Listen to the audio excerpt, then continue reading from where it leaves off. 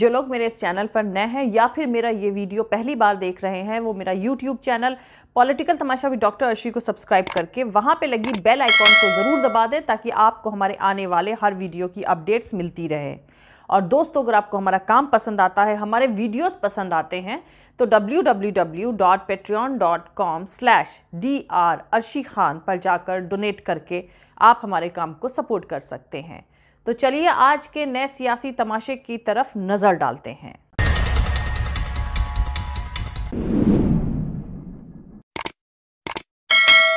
2014 में शानदार जीत के बाद प्रधानमंत्री नरेंद्र मोदी ने संसद के अंदर अपनी पहली स्पीच के दौरान सदियों की गुलामी पर अफसोस जताया था। उन्होंने हिस्ट्री को अपने मुताबिक एक्सपेंशन देते हुए कहा था कि 1200 साल की गुलामी भरी मानसिकता हमें परेशान कर रही है। हालांकि इतिहासकारों ने हमेशा ब्रिटिश हुकूमत के 200 साल को ही गुलामी का दौर बताया है, लेकिन राइट विंगर आइडियोलॉजी के लोगों में प्रधानमंत्री मोदी की राय से सहमति है, जिसके मुताबिक भारत सदियों तक गुलाम रहा और इसमें करीब 1000 साल की गुलामी मुसलमान रूलर्स के अंडर रही है। इससे ये कंक्लूजन निकाला गया है कि मुसलमान हुक्मरान के आने से पहले भारत विदेशी इन्फ्लुएंस से आजाद एक हिंदू राष्ट्र था। 8वीं सदी के शुरू में एक यंग मुसलमान सिपहसालार मोहम्मद बिन कासिम ने काफी बड़ी लड़ाई के बाद सिंध पर कब्जा जमाया था।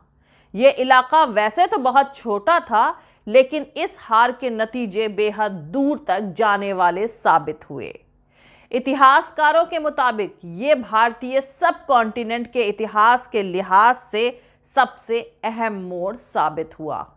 इस जंग के बाद इस्लामिक कल्चर का भारतीय सिविलाइजेशन से कांटेक्ट हुआ और इसके बाद पूरे सब कॉन्टिनेंट में इस्लाम फैला। हालांकि भारत की जमीन पर कदम रखने वाले पहले मुसलमान केरला में आने वाले कारोबारी थे, जिनकी इबादत के लिए भारत की पहली मस्जिद बनाई गई थी। ये वो दौर था जब हजरत मोहम्मद मुस्तफ़ा सल्लल्लाहु अलैहि वसल्लम जिंदा थे। पर 17 साल के मोहम्मद बिन कासिम को इसका अंदाज़ा नहीं रहा होगा कि उनकी ये जीत शताब्दियों से चली आ रही सियासत और कल्चरल सिस्टम को हिला देने वाली साबित होगी। इसके बाद से इतिहास की कई गलियों से गुजरते हुए भारत ने एक दिलचस्प सफर तय किया है। 20वीं सदी में उसने एक ऐसे कॉन्स्टिट्यूशन को अपनाया जो उसे एक सेक्युलर नेशन यानी धर्मनिरपेक्ष राष्ट्र का दर्जा देता है, और अब 21वीं सदी में वो बदलने की कगार पर है। आरएसएस चीफ मोहन भागवत ने कहा है कि भारत हिंदू राष्ट्र है और इस पर बहस नहीं हो सकती। हाल ही में बीजेपी के हरियाणा से एक विधायक ने भारत को हिंदू राष्ट्र बनाने का संकल्प लिया है, तो दूसरी तरफ बिहार बीजेपी से भी हिंदू राष्ट्र बनाने की मांग उठी है। गोवा में हुए अखिल भारतीय हिंदू राष्ट्र अधिवेशन के आयोजक हिंदुत्व संगठन हिंदू जन जागृति समिति ने कहा कि साल 2025 तक हिंदू राष्ट्र की स्थापना हो जाएगी। कुछ साल पहले तक जब सेक्युलर भारत को हिंदू राष्ट्र बनाने की बात कोई करता था तो कॉन्स्टिट्यूशन के बेस पर ऐसी बातें सिर्फ एक इमेजिनेशन लगती थी, लेकिन आज भारत के फ्रीडम के 75वें साल में हिंदू राष्ट्र के स्पेकुलेशन पर ढके छुपे नहीं बल्कि खुलकर मीडिया में बात हो रही है, भाषण दिए जा रहे हैं, वीडियोस बनाए जा रहे हैं। तो आपको बता दूं कि एशियन भारत में बौद्धों की भी हुकूमत रही थी। सावरकर और गोलवलकर का मानना था कि हिंदू राष्ट्र का ख्याल एशियंट काल से ही रहा है। आरएसएस के थिंकर और राज्यसभा में बीजेपी के सांसद प्रोफेसर राकेश सिन्हा का कहना है कि हिंदू राष्ट्र भारतीय सिविलाइजेशन और कल्चर की शुरुआत से ही भारत की खासियत रही है और यह भारत की विरासत, प्रेजेंट और फ्यूचर है। तो दोस्तों, यहां पर मैं आपको बता दूं कि अमेरिकी स्कॉलर प्रोफेसर वेंडी डोनिगर ने एक किताब लिखी है जिसका नाम है the Hindus an alternative history. इस किताब को लेकर काफी बवाल भी हुआ था जिसके बाद पब्लिशर ने भारत में इस किताब की बिक्री ना करने का फैसला किया था। इस किताब में एंशियंट भारत में हिंदू राष्ट्र के आइडिया को पूरी तरह से खारिज किया गया है। प्रोफेसर डोनिगर के मुताबिक भारत कभी हिंदू राष्ट्र रहा ही नहीं था। वैदिक पीरियड में भी भारत के छोटे से हिस्से में वैदिक रीति रिवाजों से पूजा अर्चना होती थी। हिंदुओं में अलग अलग पूजा अर्चना के फॉर्मेट मौजूद थे और यही वजह थी कि कई जानकार हिंदू को एक धर्म के तौर पर नहीं देखते थे। जब भारत में दूसरे धर्मों और कल्चर्स की एंट्री हुई तो हिंदुओं की अलग अलग आइडियोलॉजी कमजोर नहीं हुई बल्कि और मजबूत हुई। इसलिए यह पूरा तर्क ही बेतुका है। खैर, हिंदू राष्ट्र का ओरिजिन कहां से आया वो अलग बात है, लेकिन हकीकत यह है कि भारत हिंदू राष्ट्र बनने जा रहा है। अब ये चर्चा गर्म है और भारत के हिंदू राष्ट्र में तब्दील होने के इशारे मिल भी रहे हैं। साथ ही हिंदू राष्ट्र के ख्याल को बढ़ावा देने के लिए इतिहास और टीचिंग मटेरियल्स को दोबारा लिखा जा रहा है। इस हिंदू राष्ट्र में मुसलमान, क्रिश्चियन और दूसरी माइनॉरिटीज के लिए क्या जगह होगी ये तो अभी साफ नहीं है, लेकिन कुछ जानकारों का मानना है कि हो सकता है कि 2024 के आम चुनाव में हिंदू राष्ट्र चुनावी मुद्दा बन जाए। वैसे ताकतवर धार्मिक गुरुओं और हिंदुत्ववादी ऑर्गेनाइजेशंस की तरफ से हिंदू राष्ट्र की मांग तो लंबे अरसे से चली आ रही है, लेकिन ये मौजूदा वक्त में खासकर नरेंद्र मोदी के प्रधानमंत्री बनने के बाद से कई गुना ज्यादा बढ़ी है। मसलन दिल्ली के तालकटोरा इंडोर स्टेडियम में इस साल की शुरुआत में जगन्नाथपुरी के इन्फ्लुएंशियल शंकराचार्य स्वामी निश्चलानंद सरस्वती ने फर्मली कहा है कि भारत को एक हिंदू राष्ट्र डिक्लेयर कर देना चाहिए। उन्होंने उम्मीद जताई है कि भारत के हिंदू राष्ट्र बनते ही 15 दूसरे देश भी खुद को हिंदू राष्ट्र डिक्लेयर करेंगे। मौजूदा वक्त में इस वक्त भारत और नेपाल ही दो ऐसे मुल्क हैं जहां हिंदू मेजॉरिटी में मौजूद हैं। कुल मिलाकर हिंदू राष्ट्र की मांग पहले से बढ़ी है। इसको लेकर कैंपेन्स भी बढ़ गए हैं, इन कैंपेन्स की धार भी बढ़ गई है और तो और इसका ज्योग्राफिकल एरिया भी बढ़ा है। हो सकता है कि आने वाले कुछ सालों में भारत हिंदू राष्ट्र बन जाए। इसके लिए जमीनी लेवल पर काम भी शुरू हो चुका है। जानकारों की माने तो कई institution federal structure, secularism, social और इकोनॉमिक गैर बराबरी जैसे मुद्दों पर समझौता करने के लिए भी तैयार हैं।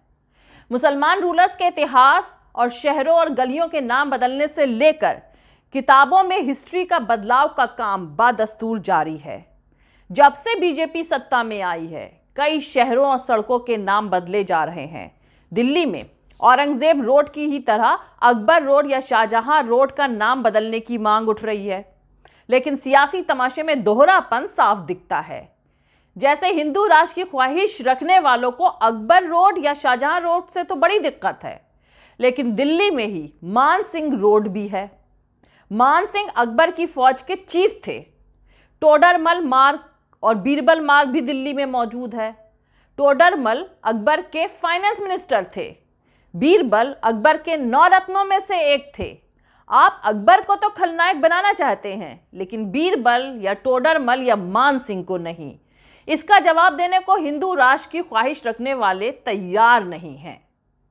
खैर, 2019 में बीजेपी के चुनाव जीतने के बाद से हिंदू राष्ट्र के दावे काफी पुख्ता हो चुके हैं। 2019 के बाद से हर चीज एग्रेसिव यानी उग्र हो चुकी है। नए कानून, कॉन्स्टिट्यूशन अमेंडमेंट पर बहस होती जा रही है। असल मुद्दों से लोगों का ध्यान भटकाए रखने की भी जरूरत है और असल मुद्दे अब और ज्यादा संजीदा हो चुके हैं। इकोनॉमिकल हालात वाकई काफी फिक्रमंदी का मुद्दा है।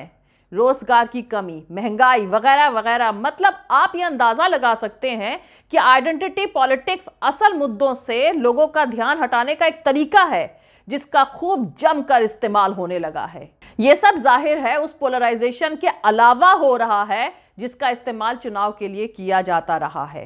हिंदू राष्ट्र के लिए मौजूदा सियासत जिस रास्ते पर जा रही है वो बेहद वायलेंट किस्म का रास्ता है, जहां मुसलमानों पर जानलेवा हमले करे जा रहे हैं। बेकसूर लोगों को पीट पीट कर जबरन जय श्री राम बुलवाया जा रहा है। हिंदुओं के फेस्टिवल्स के दौरान मस्जिदों के बाहर तलवारें और दूसरे हथियार लहराए जा रहे हैं। अब अहम बात यह है कि अगर इस रास्ते से ही हिंदू राष्ट्र को हासिल करने की कोशिश करी जा रही है तो कोई कैसे यकीन करेगा कि एक बार वहां पहुंच जाने के बाद मुसलमानों के साथ हो रहा यह जुल्म सब बंद हो जाएगा। 2019 के संसदीय चुनाव में बीजेपी की जीत के बाद से ही बड़ी तादाद में धर्म संसदें और धार्मिक सभाएं ऑर्गेनाइज करी जाती रही हैं, जिनमें मुसलमानों को मार डालने की ललकार सुनाई दी और मुसलमानों के कारोबार को बायकॉट करने की कस्में भी खाई गईं। कई जानकार मानते हैं कि नए भारत में सड़कों से लेकर सोशल मीडिया प्लेटफॉर्म तक बस नफरत की हुकूमत है और वही नफरत आज के लिए न्यू नॉर्मल है। हिंदुत्व इकोसिस्टम में कई लोगों से बात करने के बाद ये उभर कर आया है कि हिंदू युवाओं को भी ये यकीन दिलाया गया है कि हिंदू धर्म के गोल्डन एरा का रिसर्जेंस बस होने ही वाला है। उन्हें बार बार ये बताया जाता है कि मुसलमानों और ईसाइयों के हाथों सदियों से हुए दमन का बदला तो लेना ही होगा। वायलेंस को वायलेंस से रोकना होगा। भारत एक सेक्युलर कंट्री है जिसका कोई मजहब नहीं है, एक ऐसा नेशन है जिसके कॉन्स्टिट्यूशन ने हर मजहब को बराबरी का दर्जा दिया हुआ है। लेकिन यह सच है कि आज़ादी के 75 साल पूरा होने पर यह सवाल जोर से उठ रहा है कि क्या इस मुल्क की तस्वीर बदल जाएगी। हिंदुत्ववादी सियासत और आरएसएस पर गहरी नजर रखने वाले जानकारों का मानना है कि भारत हिंदू राष्ट्र बन चुका है, इसके लिए अब कॉन्स्टिट्यूशन में तब्दीली की जरूरत भी नहीं है। 2024 में बीजेपी के जीत के साथ ही यानी हिंदू राष्ट्र अब सिर्फ मैटर ऑफ टाइम की बात है, यानी ऐसा होने ना होने का कोई सवाल ही नहीं है। बस वक्त की बात है कि ऐसा कब होगा।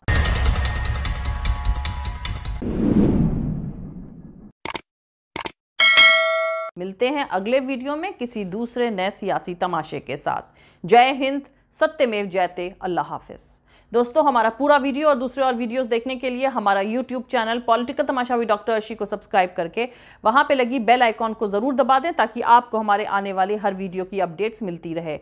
और दोस्तों, अगर आपको हमारा काम पसंद आता है, हमारे वीडियोस पसंद आते हैं तो www.patreon.com/dr अर्शी खान पर जाकर डोनेट करके आप हमारे काम को सपोर्ट कर सकते हैं। दोस्तों, अगर आपको हमारा वीडियो पसंद आता है तो लाइक और शेयर करना हरगिज़ नहीं भूलें। आप हमें फॉलो भी कर सकते हैं हमारे ट्विटर, इंस्टाग्राम और फेसबुक पेज पर।